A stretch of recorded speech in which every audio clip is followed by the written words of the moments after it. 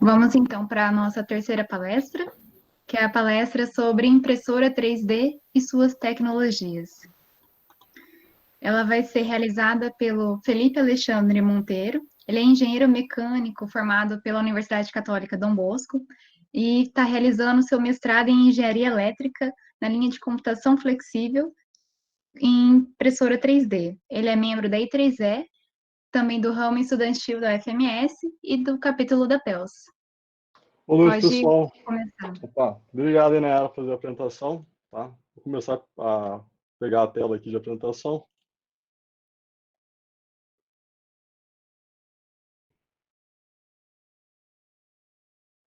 Só um minutinho que está carregando aqui agora. Vocês estão conseguindo enxergar tudo aí? Sim, tá dando. Beleza. Tá, qualquer coisa que travar, vocês me avisam, tá? Bom, vou falar um pouco de impressão 3D e suas tecnologias, tá? A gente vai começar fazendo uma introdução à manufatura subtrativa, para fazer uma contextualização com a aditiva, que é a impressão 3D, falar um pouco de fatores importantes na fabricação, ou a questão de melhorar a eficiência do material. Aí eu vou dar uma leve introdução na manufatura aditiva, alguns efeitos colaterais que vai acontecer quando essa tecnologia ela for inserida no mercado de forma extensiva, né? E aí o segundo tópico são os tipos de manufatura aditiva. O primeiro caso é as impressoras de filamento, né? São as mais comuns que vocês veem em home office. O segundo caso são as impressoras que utilizam resina fotossensível. No caso da SLA e DLP, é a impressora que o pessoal de odontologia utiliza para fazer novos moldes dentários. Aí nós vamos falar no terceiro caso das impressoras que imprimem em metal, vidro, e cerâmica e plástico, tá? Que é uma das mais avançadas. Depois vamos falar de uma tecnologia recente, que é a PolyJet e a Project. A quinta impressora é uma ByderJet, ela não utiliza nem sistema de aquecimento e nem laser. E por último, a mais sofisticada, que é por feixes de elétrons. Então, começando por uma introdução aqui, a manufatura subtrativa, ela insiste em você pegar um bloco sólido ou um cilindro sólido, né, e você esculpir a peça por meios de processo de manufatura. Então, no caso aqui, se vocês olharem essa primeira imagem aqui, essa aqui é um torno mecânico, ele está fazendo um parafuso. A de baixo é uma fresadora, ela serve para fazer alguns tipos de processos. Aqui, essa daqui que tem um GIF que aparece nesse grau de precisão, já é um tipo de retirada de material por feixe de elétrons. E o último aqui é um processo é, de, de furo, né? É feito por furadeiras normais, só que nesse caso que é de bancada. O importante desse tipo de manufatura é que ela tem um bom grau de tolerância e acabamento, porém, na indústria aeronáutica, normalmente você acaba desperdiçando 80% da matéria-prima. Outro grande problema é que você tem que ter uma mão de obra especializada, então você tem que ter vários técnicos para cada tipo de máquina quase, né? E aí você tem um problema de custo de fabricação. Falar um pouco do que importa realmente para a fabricação, né? O primeiro caso é o custo do equipamento e do processo de fabricação. Como eu falei ali anteriormente, o custo da mão de obra de fabricação subtrativa, ela é um pouco caro, porque você precisa de pessoas que realmente tenham conhecimento técnico aprimorado, né, para utilizar. Quanto mais eficiente o equipamento, por exemplo, um torno CNC, né, mais elevado vai ser o custo para você pagar alguém para manusear esse tipo de equipamento, né? E os equipamentos, por exemplo, uma fresadora ferramenteira ela vai custar a partir de R$ 70.000 e um torno CNC a partir de R$ 100.000. Então, são equipamentos muito caros. As impressoras 3D, elas também não ficam muito para trás na questão de impressão a metal e as últimas que foram citadas. Porém, esse equipamento ele faz todo o processo em um só equipamento, ao contrário da subtrativa, que tem vários equipamentos para chegar na peça final. Outro quesito é que a qualidade e a propriedades mecânicas e a questão do acabamento nas subtrativas são mantidos e o acabamento é muito bom. Já nas impressoras, a questão de acabamento ela não é tão boa, acaba muitas vezes tendo que utilizar a manufatura subtrativa para dar tolerância ao acabamento, e as propriedades mecânicas nem sempre são mantidas. Eu vou explicar o porquê isso não acontece. Na perspectiva de custo e sustentabilidade, o quesito da manufatura de adição, ela se torna mais eficiente, porque ela quase não desperdiça material, perto da subtrativa, que chega a 80%. No quesito sustentabilidade, a aditiva também ela tem a vantagem do que ela usa ou material em pó, ou ela acaba utilizando as resinas que são líquidas, por ultravioleta, ou você vai utilizar o metal ou os plásticos e polímeros na forma de filamento. Então, você, da parte de extração do material, do minério, até a utilização de uma subtrativa, você não vai ter as etapas que você tem que trabalhar o metal para deixar ele num formato para você esculpir. Então, você pararia ou na parte que você consegue obter o pó do material, ou na parte que você chega até o filamento. Desse jeito, você reduz muito a quantidade de processos. E assim você reduz tanto a poluição como o gás de energia e deixa o sistema um pouco mais barato. Para eu poder fazer um exemplo disso, eu peguei no site da General Electric, né, um dado que eles fizeram uma coluna de cromatografia, que são essas colunas que vocês estão vendo aqui. Essas colunas aqui, elas são utilizadas pelos engenheiros químicos e o pessoal da farmácia para fabricar medicamentos e fazer os seus testes. Nesse caso, a empresa que solicitou esse orçamento para a GE, ela queria um desses de mais ou menos 1 metro de altura e uns 80 centímetros de diâmetro, mais ou menos. E o custo de produção foi de US$ 1.000. E seria fabricado em aço inox, tá? Porque nesse meio você não vai poder fabricar com outro tipo de aço e o alumínio também tem alguns problemas. Já para fazer a manufatura subtrativa, o valor do mesmo componente chegava a US$ 50.000. Mas por que isso? Primeiro que a subtrativa você precisa carregar um bloco do tamanho do que vai ser gerado o equipamento para passar pelos processos de fabricação, né? O que no caso a aditiva não tem, você só vai precisar do pó. Então a questão de translado de material é muito mais barato pela aditiva. O segundo que os equipamentos têm que ser muito grandes, tá? Eles gastam cada vez mais energia. E você vai precisar de pessoas cada vez mais especializadas, porque esse tipo de processo começa a ficar muito perigoso. Então por isso que o custo da subtrativa muitas vezes ele chega a ser muito mais elevado. Mas vai existir situações em que a manufatura subtrativa ela se torna mais barata, gasta menos energia e é mais eficiente do que a aditiva. Isso sempre vai acontecer quando os processos de fabricação forem mais simples e os materiais dispostos de forma bruta, no forma de bloco, ele já tiver mais ou menos o mesmo tamanho da peça finalizada. Bom, melhorando a eficiência do material. É engraçado falar esse termo porque você pensa que você vai melhorar o material. Na verdade, não. Você vai melhorar o processo de fabricação das peças utilizando o material. O que isso quer dizer? Gastar menos energia, gastar menos água e gastar menos material, principalmente. A questão de elencar água é porque as máquinas de manufatura subtrativa, elas utilizam a água para refrigeração, junto com o óleo. E essa água ela é contaminada pelo óleo e você vai ter que descartar para fazer uma reciclagem, né? Você não pode descartá-la de maneira de qualquer jeito. Então esse já é um meio de poluição. Então nesse caso a aditiva por gastar quase fazer a peça com a quantidade de material exata, você tem uma melhora muito grande na eficiência do material. Bom, vamos ao que interessa, né? Manufatura aditiva. A manufatura aditiva é uma alternativa para melhorar a eficiência do material, já porque você não vai gastar muito mais material. Independente do tipo de fabricação, todos eles você não consegue ter uma tolerância e nem um acabamento tão próximo quanto você tem na subtrativa. Então é muito comum as indústrias já estarem utilizando os dois processos em conjunto. E isso ainda é muito eficiente, porque a manufatura aditiva ela melhora muito a questão de perda de material e gasto de energia. E a subtrativa, nesse caso, que é só para finalizar a peça, que são trabalhos de acabamento, ela requer pouca retirada de material. Então, o gasto nesse tipo de processo não é tão alto e o tempo de fabricação é bem reduzido. Bom, efeitos colaterais. Essa é uma coisa que normalmente você não vai ver em todas as apresentações de impressora 3D que eu quis trazer, que é o diferencial. Então, isso aqui eu acho que é uma das coisas mais importantes para o futuro aí, somente para a sociedade que está vindo a ser mais ecologicamente correta. Segundo o Gleber, tá, esse é um pesquisador bem promissor na área de impressão, ele estima que em 2025 vai poder chegar a reduzir em torno de 130,5 a 525,5 milhões de toneladas de CO2. Só para vocês terem ideia, O Brasil produziu em 2017 476,1 milhões de CO2.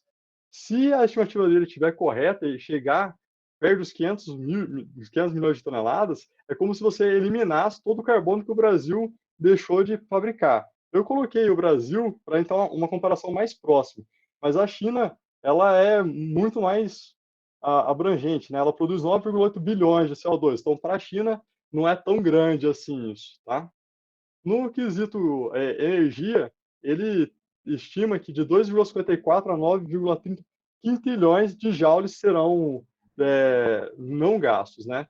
O quintilhões é 10 elevado a 18, né? Caso gere um pouco de confusão. E eu comparei com Itaipu, né? Porque Itaipu é gigantesca.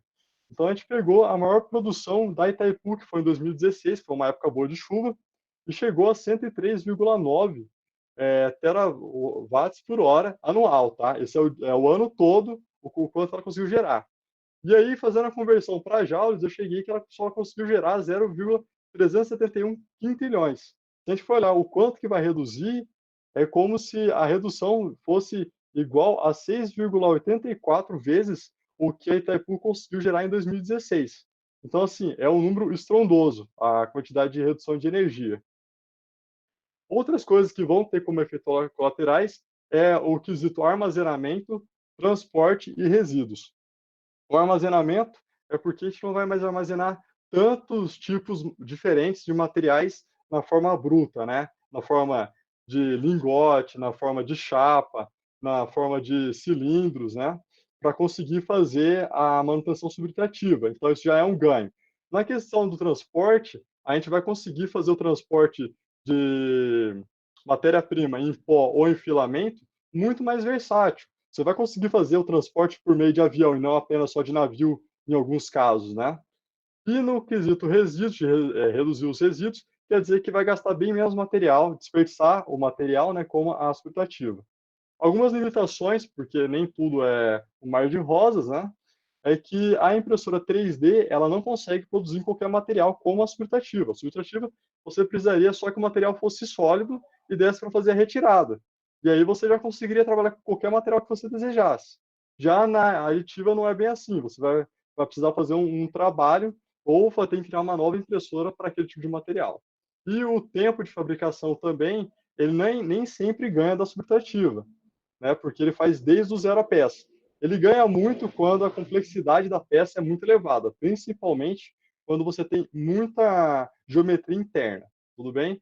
Outra questão que eu vou explicar mais para frente é a questão de tensões residuais na impressão, o que acaba gerando que o material ele não tem as mesmas propriedades do que ele teria na sua forma bruta.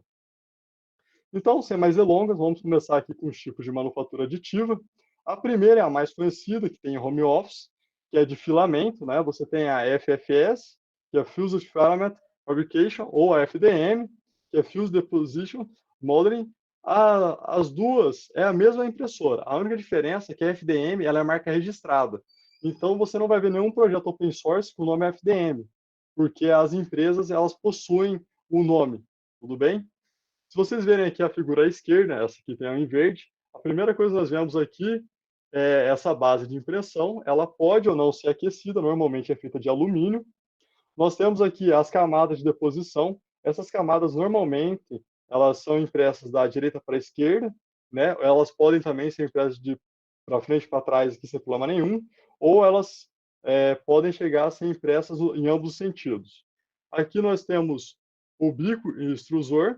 Normalmente, o valor varia entre 0,4 milímetros de abertura até 1,75, que é o mesmo tamanho do diâmetro do filamento. Lembrando, quanto menor a abertura desse bico, melhor vai ser a precisão, mais tempo vai demorar para fazer a impressão também. Aqui é o sistema de aquecimento, que é o que faz o material chegar no ponto de fusão, para conseguir gerar a impressão. Aqui nós temos as engrenagens ou polias que fazem a alimentação do material, do filamento. E aqui a gente tem o armazenamento do filamento. Tudo bem? Nessa outra foto aqui, é como se a gente visse essa impressão aqui de lado. Então você vai ver aqui, ó, cada uma desses cilindros seria uma impressão. Então, se a gente ver a primeira foto aqui, o 1, é muito comum isso acontecer. Você está fazendo essa primeira parte da impressão, e a segunda, quando ela for feita, essa aqui já está fria. E normalmente esse bico aqui, ele tem um cooler para ajudar a resfriar para o material solidificar mais rápido. O problema é que aí, quando isso acontece, a ligação entre as duas camadas é apenas uma tangente, né? E isso reduz muito a questão de propriedades do material. Uma opção é trabalhar um pouco mais quente, com uma taxa de resfriamento um pouco menor, e você conseguir ter um empescoçamento, que é essa questão de eles começarem a se unir. E a melhor que você consegue chegar próximo das propriedades do material é uma difusão molecular, que é onde você vê que o material dessa parte da impressão está começando a se juntar com a outra. Para chegar nessa etapa, ou você tem que ter uma câmara controlada de impressão numa temperatura próxima à difusão do material, mas não muito próximo, não vai derreter o material antes dele ser depositado pela impressora, né? Ou usar o infravermelho, que é o que o pessoal dos Estados Unidos vem utilizando. E aí, camada por camada, ela dá essa impressão. Lembrando que você só vai conseguir ver essa geometria se você estiver usando um microscópio óptico. O segundo modelo, que é o modelo utilizado para fazer algumas impressões no quesito não peças mecânicas, né? No quesito joias, lembranças, e já é utilizado para meio odontológico, são as impressoras de resina ultravioleta. A primeira é a Stereolithography, que é o método de luz de escrita. Ele usa um laser, que é essa daqui do meio, e um espelho que tem um ou dois espelhos que vão possuir movimento em Y e em X, que vai permitir a movimentação do laser, ou a Digital Light Projection, que é a DLP, que ele utiliza, no caso, uma fonte de luz, né? Esse DMD é Device Mirror, não, é Digital Mirror Device, que nada mais é que um espelho que permite ou não permite que pixels abram para gerar a imagem. Esse espelho aqui é o mesmo que é utilizado numa tela de LCD de monitor, que vocês estão usando agora para ver a minha apresentação. Tá? Então, a definição desse espelho depende da tela. Quanto melhor, mais cara a tela, melhor vai ser a impressão. Correto? Nesse caso aqui, você consegue imprimir várias peças simultaneamente, que é o caso que aparece do lado esquerdo. Correto? Nessa impressão aqui também, ela está acontecendo de baixo para cima. Nada impede de você usar de cima para baixo. Porém, quando você usa de baixo para cima, você tem a vantagem de não desperdiçar muito material, porque você não tem que encher o recipiente de resina. Porém, você vai ter um problema de oxigenação, porque a cura da resina ultravioleta, ela passa por um processo químico e ela acaba usando oxigênio para fazer a cura, então você vai precisar de novo um oxigênio a mais. O que você pode fazer para solucionar isso é fazer camadas pequenas de resina. Outra é você utilizar vidros com maior permeabilidade para a entrada maior de oxigênio. Outro problema é que na primeira parte da peça e todas as outras, a camada ela vai colar tanto na torre aqui, que é esse eixo Z, como ela vai colar no recipiente de impressão. Então, quando ela for retirar a camada, ela vai criar uma tensão e um estresse na impressão. Isso pode acarretar com alguns erros ou que a peça quebre durante a impressão e você perca o processo. No caso de cima para baixo, a primeira desvantagem é que toda essa resina que você jogou aqui, ela vai sofrer o problema químico, mesmo que ela não receba o laser, por ela estar ao redor, e você vai ter que passar ela por um processo de filtragem. Porém, isso não vai garantir a você as mesmas propriedades anteriores. Você ganha em velocidade de impressão, e no caso do laser, ele trabalha na casa dos microns, então a precisão é muito melhor, porém a velocidade de impressão ela é muito menor do que a velocidade de impressão de utilizando um projetor. Correto? Então, a principal desvantagem aqui é a perda de material. A próxima é a laser, né? Ela trabalha com metal, plástico, vidro e cerâmica. A principal que nós temos aqui é a SLS, que é a Selective Laser Sintering, que nada mais é que a sinterização seletiva laser. Bom, para começar a explicar esse tipo de impressão, eu tenho que explicar primeiro o que é sinterização. Sinterização é quando você aumenta a densidade de um material metálico, por meio de você fazer conexões entre suas partículas. Então, é o que eu mostrei lá atrás, na parte do filamento, de criar o empescoçamento.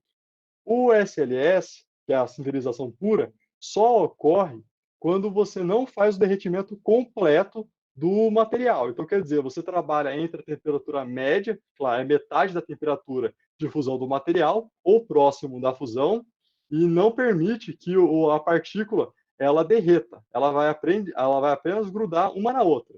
Tudo bem?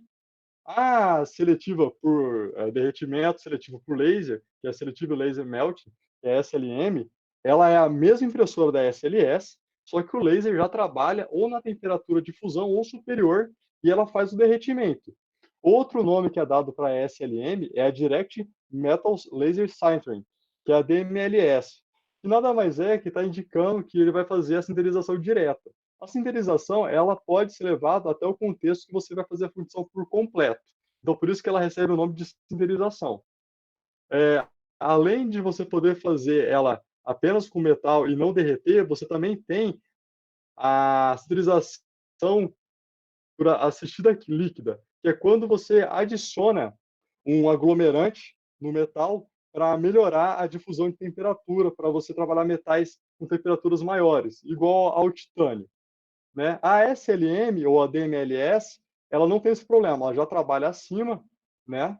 Então ela consegue fazer o derretimento e ela consegue manter as propriedades do material iguais à propriedade de fabricação da peça, é igual à propriedade do material na sua forma bruta, ao contrário da SLS, que perde as propriedades, porque ele não tem uma aglutinação completa.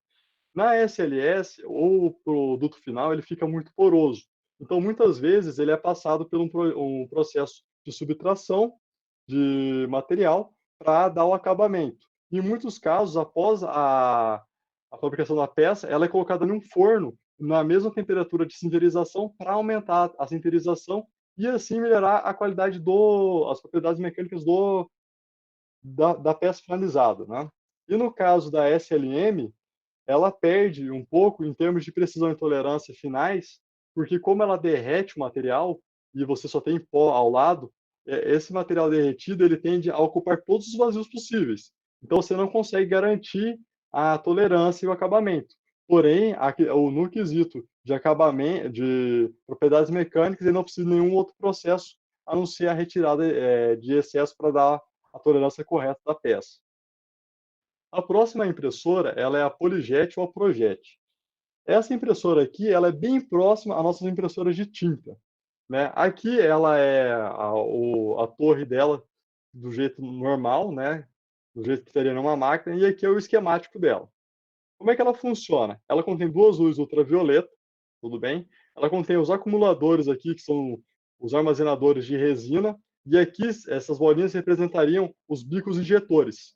Ela tem vários bicos injetores, então essa impressora, ela só se move em X no quesito da parte da torre, e a parte da plataforma só se move em Z. Essa impressora também pode ter a plataforma se movendo em Y, para frente e para trás, para aumentar o tamanho das peças, em termos de largura. Ela tem um planilizador para retirar o excesso de injeção de material, correto? Ela consegue usar materiais de várias cores, então a peça já pode vir com a questão de cor já pronta, não vai precisar passar pelo processo de pintura.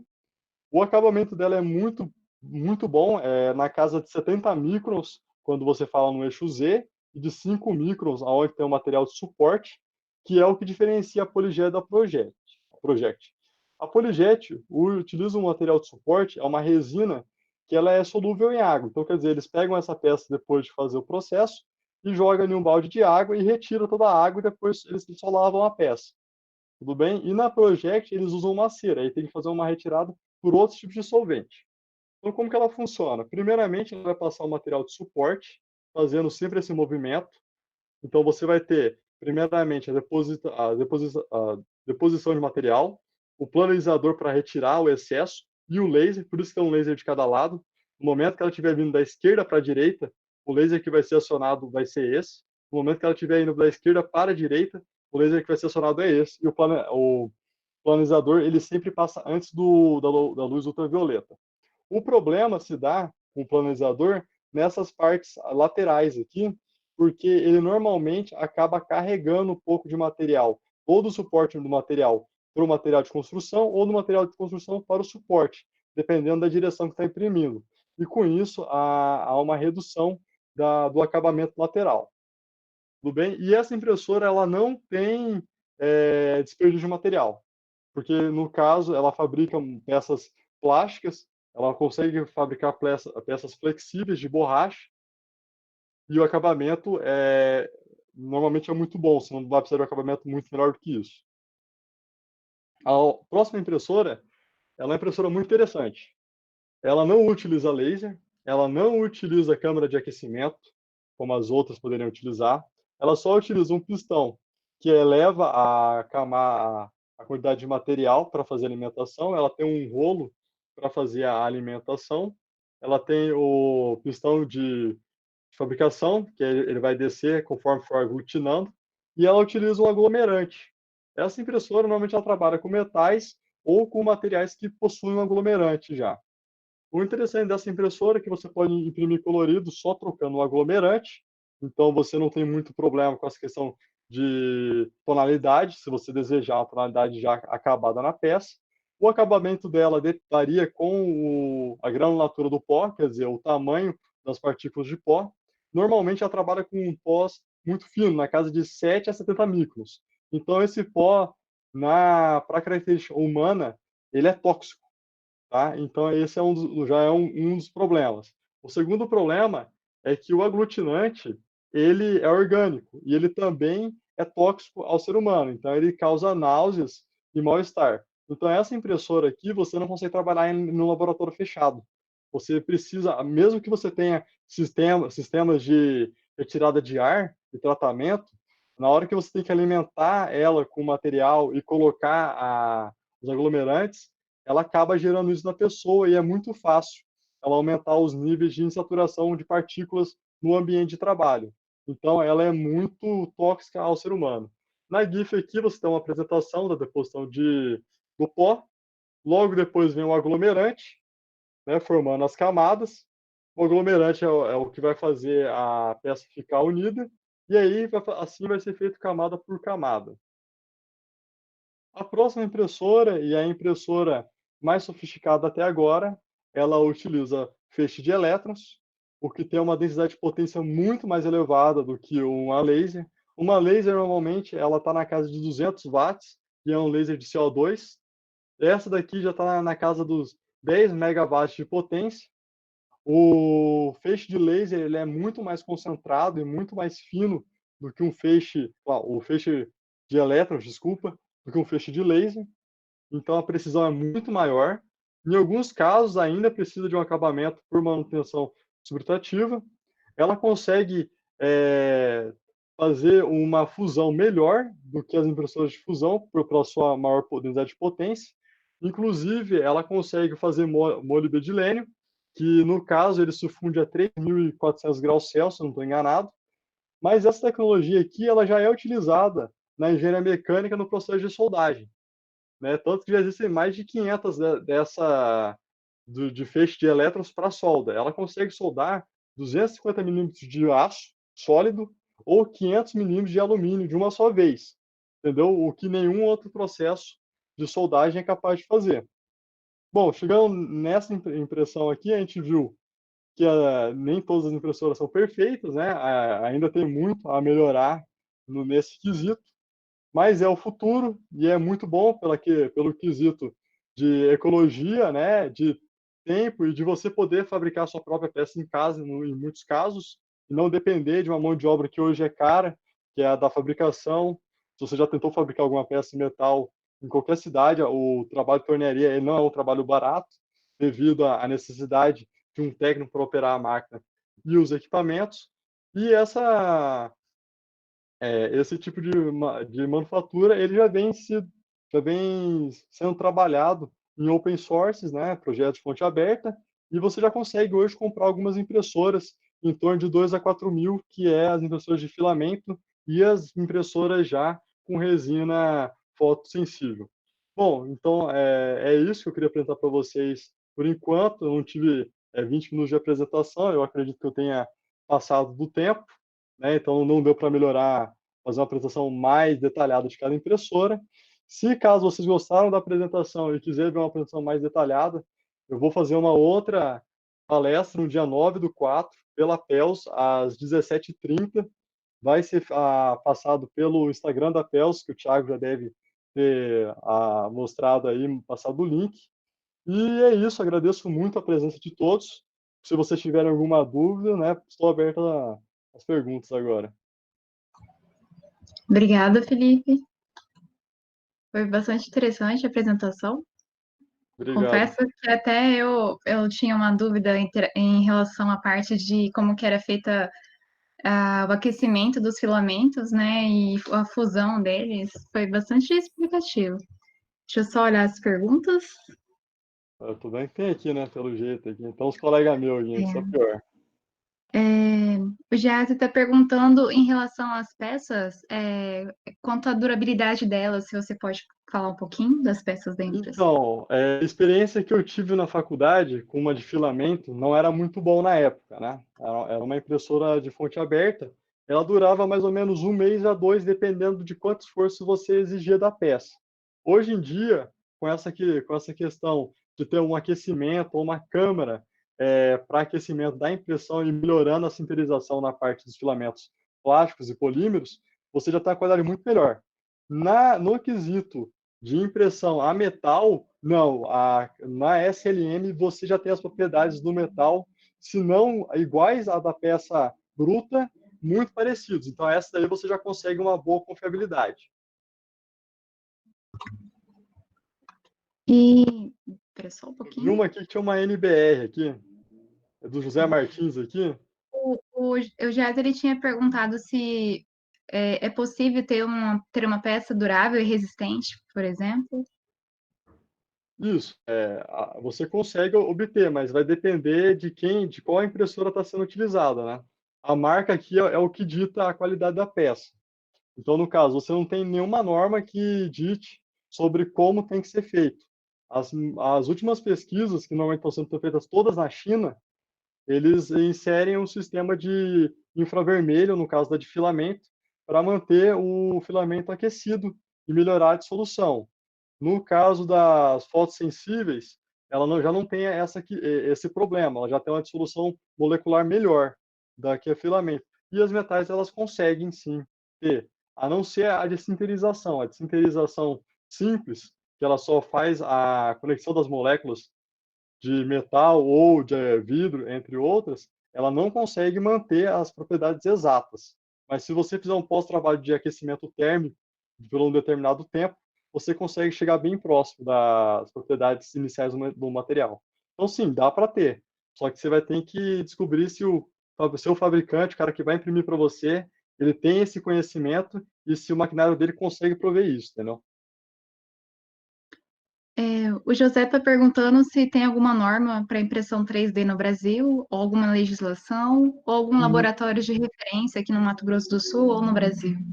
Então, no Brasil até pode ter, eu não conheço. O pessoal da USP tem boas impressões, mas pelo que eu andei vendo, eles não têm esses testes de aquecimento ainda. Até porque quem está ditando as regras por enquanto, ou são os chineses ou são os americanos, que é o que tem acesso aos melhores equipamentos. Em termos de norma, não existe nenhuma norma ainda, né? Por enquanto, eu acho que vai ser um pouco difícil de você ter alguma norma até que esse tipo de fabricação ele seja realmente aplicado em escala. Deixa eu olhar mais algumas. Tem bastante elogios da apresentação. Eu posso responder E essa do Maxwell Lang aqui, ó? Em quanto isso. tempo você acredita? Do Maxwell está perguntando em quanto tempo você acredita que as impressoras 3D substituirão os processos convencionais de fabricação por subtração, considerando os custos de aquisição das máquinas. Beleza, isso vai depender de cada máquina. Numa de filamento hoje, Maxwell, você com R$ 2.000 você já compra uma impressora de filamento que ela já sai com uma precisão eficiente, só que ela não tem um sistema de aquecimento ainda. Você pode configurar nela um aquecimento maior do filamento, quer dizer, aquela parte de aquecimento da impressora trabalhar com uma fusão maior e você conseguir chegar melhores aos parâmetros de propriedades mecânicas.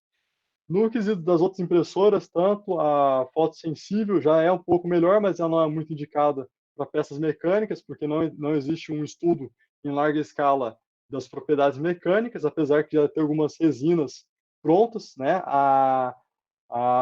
Os filamentos ainda têm o maior nível de pesquisa em termos de materiais, tanto que hoje você já tem materiais com fibra de carbono na resina, o que é muito melhor do que os primeiros filamentos. O processo de fabricação por metal, ela fica próximo do valor de um torno CNC, né? Só que ele é um pouco menor. Eu acredito que agora, com esse nosso problema de vírus e você não poder ter muita gente trabalhando em conjunto, é uma tecnologia que vai dar um salto, né? Porque você vai precisar trabalhar e você já vi que está ganhando muito escala isso, no quesito fazer EPIs, né? Apesar de ser EPIs simples, né? Porém, eu acredito que, como o Gleber fez em 2025, eu acredito que a maior parte de manufatura ela já vai estar sendo substituída por essas impressoras. Mas é só mais um comentário: a manufatura por subtração, ela não vai ser extinta. A impressão 3D, a manufatura de adição, ela é sim uma tecnologia disruptiva, porém você não vai acabar com a subtrativa, porque você ainda vai ter ajuste de peças, você ainda vai precisar fazer manutenções em peças mecânicas, em que vai ser mais barato fazer a subtração. Certo. Mais alguma pergunta, pessoal? Eu acho que tá bom. Ah, apareceu aqui. Renan. O Renan perguntou se acredita que pode haver alguma impressora que descarta operações de acabamento e tolerância. Pode, principalmente a última de feixe de elétrons. O problema ainda se dá, Renan, no quesito de controle de velocidade de passada do feixe de elétrons ou a laser, que também consegue essa precisão, né? E na questão das camadas no eixo Z, que são as camadas que têm o pior acabamento hoje. Mas sim, no caso da Project, ela já com acabamento na casa de 5 microns, tanto o acabamento como a tolerância, eles já são aceitos. Na verdade, muitas impressoras de fusão de metal a pó, você já consegue um bom acabamento. O problema depende muito da área. Por exemplo, se você for muito para a área aeroespacial, é onde o sistema mais pesa, que você não consegue dar o acabamento necessário. Mas em áreas industriais, onde as peças não precisam ter acabamentos primorosos, você já consegue utilizar essas impressoras.